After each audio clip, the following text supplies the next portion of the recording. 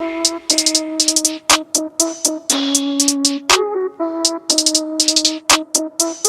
y'all, starting the video a little bit later today, but we've been at it bright and early here at LS Nasty HQ. The black sheep is going to get ready to go together. Oh, hold on, guys. Look at these sweet-ass shoes. Come here, look at this. You're going to have to set that thing down. Look at, so it was George's birthday the other day, so everyone go and wish George a happy birthday, and I said I'd get him some shoes. Look at, wait, hold on, wait. Oh, shut up. Order me a pair. Dude, they're $34. Not that George is only worth $34, but those are pretty sick for $34. Except they're not hot tops. I'm gonna have George pull me in the beams looking like that. You guys know George. I think everyone at home knows George. George is our in-house fabricator. Yeah. Where did you hit that button? Yeah, right over here. And it's like, I don't know if it's got a... Oh, I guess that's how you charge it. Yeah. Oh, shit! Hey, try that on. It's a size 13. You could probably slide right in there. They're too small. Hey, get that. You need. Where does it hit? But oh, that's it now. Yeah. Chris is technically challenged. Technologically challenged. Oh! You're going full disco! Yeah. I gotta. Hey. That's nice. Alright, how do you shut it off? Keep clicking it. What are you doing? Hold it? No, no. Keep clicking it. No. Shut off? God. Unreal. Old folks, you know? They say we're the terrible generation. Over here, they can't work a damn light-up shoe. If it had an N on it, I could do it. A what? An N for New Balance. Oh. Oh, Corvette jokes. Over my head early this morning. Oh, some American flag ones. Dude, I didn't even think. These might honestly have coronavirus on them. These are definitely straight from China. Straight from China. All right, underneath George's birthday present are the topic of today's conversation. You guys saw us pull the cylinder heads off. We're going to run them up to TKM. They're just going to check them. They're going to... Yeah, they're going to do a valve job. They are going to... change springs. Shout out to Brian Tooley Racing, BTR. They sent us some springs. They watched the videos. He's been keeping up with hydraulic roller stuff, and we have... we didn't realize we had these old springs on there. So the backstory about these springs, I do want to clarify. There's nothing wrong with BTR springs, and we're about to run another set of BTR springs. There's nothing wrong with the 660 springs. These were set up for a different application, not intended for this. So when we brought these heads to TKM, we said we're going to run these valve springs. We're going to run the black sheep camshaft, and we're not just going to run it as hard. We weren't going to run it as hard. We were going to have it in the Silverback Z06. So that's why, we weren't concerned we're going to turn that many RPMs. We're not going to run that much boost. We're just going to have it where we could drive around, and they'd have been fine. But as soon as you go out here, we put this engine in this car, wasn't intended to, completely forgot that didn't have the proper valve springs for the application. So these were just not strong enough, I believe. They probably were strong enough, but really after the second or third pass in the dyno pulls, these things were just absolutely wore out. I mean, they just had no more life left in them. Brian Tooley reached out to me, sent me a message what springs you got? I saw you're running those. Let me get you the springs that you need. So that really is a testament to Brian Tooley Racing, BTR, and the guys over there. I mean, they're watching the stuff, and they're a supporting part of it. We run their banner in the shop. We run their banner. We have their banner hung up. We have all the banners of the companies that help us out. Brian Tooley Racing up there. We got Motion Raceworks on board. We got a bunch of absolutely awesome companies. We go over here. We got Dart. We got Johnson Lifters, Strange Engineering, DCF, TKM, and T&D rocker arms. And that's pretty much what helps us go as fast as we go. But immediately, I just want to let everyone know, as soon as we went out there, I even mentioned that we were having some valve train issues. Randy from Johnson Lifters hit me up. He called me on the phone and talked to me and said, hey, you might want to try going over to this other spring, and told us from his past experiences what all is going on, what information he has. And honestly, you don't find that often in companies that are willing to call you on the phone, talk to you, and help you formulate a strategy to go out there and get faster and be better and be more competitive. So the guys at Brian Tooley Racing, the guys at Johnson Lifters, thank you guys so much for being absolutely awesome. We have an amazing team over here with BPF, DCF, TKM, and the whole Ellis Nasty crew. But to have those companies, sometimes just get a second opinion. I've been talking to the guys at HOLLEY and Devin Vanderhoof a lot about what changes to do. We got Cameron converters on board and Strange Engineering. We're making a gear change. So people don't realize how many pieces of the puzzle there are, and when you have great support in all these areas, it makes going fast very easy. So what we're doing right now today is we're going to take these heads off, and well, they're already off. We're going to take these heads up to TCAM. We'll talk to Dustin about it. He said he might want to do another valve job, definitely change springs, and just go and check over the heads. This early in the season, it doesn't hurt to help, but it doesn't hurt to go over everything. But just look at that. We've been running this thing, and look at how clean the cylinders are.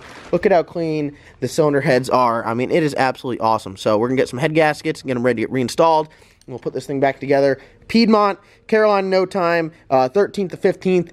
We're going to be running that. I think we're going to try to run like the 336 list up at Piedmont as well, plus some test and tune, because you can't forget to test and tune. That's very important. So that's what we got going on over here. Let's get up to TCAM and talk to the guys up there. All right, big day here up at TCAM. Both Logan and Cornbread. I can't tell which one works up here. Logan with that damn hoodie.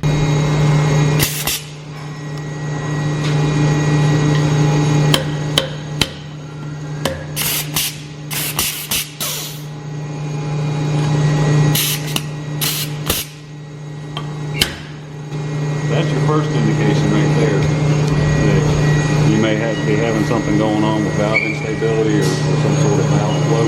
Is that, well, because it was kind of stuck in there? Yeah, I mean, it really jammed those locks down in there. Okay. Anytime I need to tap on this dog to break it loose, that's my first indication. Yeah, something's maybe wedging that lock in a little hard. You want the lock to wedge in, but not that tight. All right. So for everyone that doesn't understand, valve spring, retainer, locks, and pretty much they go in there and pressure keeps them on there. The spring pressure keeps the lock in there. So when they get stuck like that, generally not ideal. It's a good indication that you've got more going on there than should be going on as far as spring dancing around, valve flow, things like that. So that's one thing you're looking at. Then you look at another thing.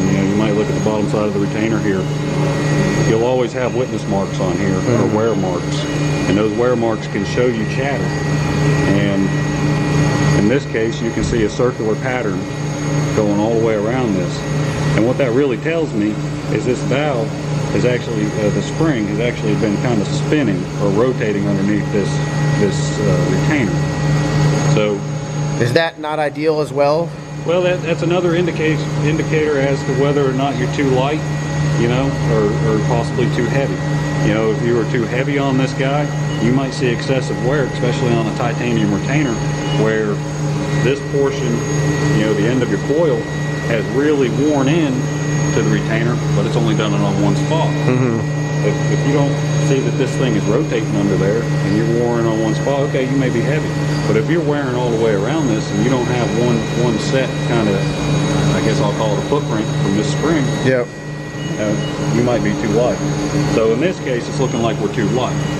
And which goes right along with our, I guess, hypothesis of valve flow. We're not able to keep the boost in, we're losing power, losing mile an hour. Yeah, because basically we're getting to a point here where, okay, we're set up to do one thing. Yep. Now, you get to that point and you say, we got room to go. Yeah. So because originally, start turning this up. we were, for the way this, even the bottom end was built, it was built strong, but 1,500 horsepower in like a street car application, good to go, live forever, come out and turn 2,000 horsepower and going as fast as it does. When we brought you a motor up here, we never anticipated to make this kind of power or do anything like this. Right. And then, once you get to that point, you realize the potential, how much more you can get out of it. Yep. Okay, well, let's turn it up a little bit more. We've already achieved the original set goal. Yep. But now, hey, we can shoot for stars. So in this case, we're kind of just we're really out driving the original setup, and now we're going to come in here. We're going to beef it up. You know, we're going to put something in here that's going to be more appropriate for what we're trying to do. Which is, I guess, where we were lacking was like our front half of the racetrack, awesome. Back half, back split, a little slow, mile an hour, definitely lost some. And right here, this everywhere, you know, we looked at, I guess valve train is kind of something that really needs to be kept in check, especially in hydraulic roller. Yeah, absolutely. In hydraulic, it's really critical in any setup, but the bottom line to it is once you get to a certain point of RPM and the amount of boost that's putting its force on the valve train, we got to keep this thing sealed shut. Yep. So we've gotten to a point on this where we believe it's not keeping it sealed. It's starting to let that boost. You know, you no longer make more boost. Yep. So And that's kind of where we saw 30 pounds was, I guess, where the spring got us. You know, anything more than that, the turbo should be able to make more, and that's all it did. But first overall look, like the valve and everything, besides the spring and that, I mean, condition of the head, condition of the valve. I mean, just generally looking at the head, you know, I'm looking at the chambers. The chambers are pretty clean, pretty dry. I don't have a huge amount of oil or lubricants coming down through here. I'm not sopping wet with oil, so I've got indicators that this thing is oiling properly and not got a bunch of oil blow by the rings or nothing like that. You know, the chamber's not soaked. The valve is not soaked. Really, it's a clean chamber, so that's an indication to me right off the bat that the tune on this was probably in a correct range. You can tell I wasn't tuning. I had no part in tuning this. You could tell. Mine have like little burn holes and looks dusty. Yeah. Yeah, like half a valve. Yes, you'd only get half of that if I tuned it. This is tuned by Ben, right? Yes, this is a Ben and Kevin combo. So Ben and Kevin. yeah, we had on the hub dyno. Yep. So really, everything looks to be burning pretty clean. I would say, yeah, I don't even need the soda blast these. Now, looking at the valve job, you know, of course, these do have an iron or a steel seat in them still. So, looking down here, I got a little bit of rust coming in. That's pretty typical, you know, especially on an alcohol motor. They get a lot of moisture in them. Yep. But I may go ahead and check and see how these guys lap in and just look at the wear on the valve job. We'll check vacuum on them, see how they hold vacuum. That's the number one test, is how are they going to hold vacuum? You know, if I check these guys the way they sit right now and they hold perfect vacuum, no leak down, okay, that's a great indicator. I'm going to look at the wear, and if these things aren't just wore all the crap, you know, we might lap them back in and they're good to go for it. Yeah. I think in this case we actually we're thinking on some more improvements, some other things that we can still do in these heads as far as the valve job is concerned. Knowing What we're doing now. what we were and Yep. what we're going to do now. Because originally, I'm sure the valve job that you put on this was not the same valve job that you're going to put on a race car. Yeah, I mean it was a real good multi-angle performance valve job that we put on it originally, but it wasn't considered a max effort deal. Yeah. So now. Now we're max effort. We're trying to see what we're going to get out of this thing. So we're going to go ahead and do some max effort type stuff to this and see what more power we can pull out of this headset. Okay. So as far, I guess the biggest thing is just make sure the valves are all in good condition, seal up good, and then substitute a better valve spring in place of this. Now, not that this is like you said, it's not a bad valve spring, just application. It has its place. We overstepped what it's built for. Now you have a couple things in mind, right? You're not dead set on one spring yet. No, based on what we see from the original setup here and what this thing's really needing to gain, there's a couple different springs that we could choose. We could go anywhere from, you know, just giving this thing maybe a 20% increase in spring pressure and rates and holding to only at 35-40% of an increase in all of our forces that we're using to control this valve train. But it's like a happy medium, like you said, between wear, if it's too light or if it's too heavy, wear is going to be different, and more horsepower if it is too heavy. It takes more power to turn it and open it. That's exactly what you're doing. You know, too light, you're sacrificing control, and you can get premature wear off of being too light, and parts failure off of being too light. Too heavy, again, robbing horsepower. and you can cause premature wear there also.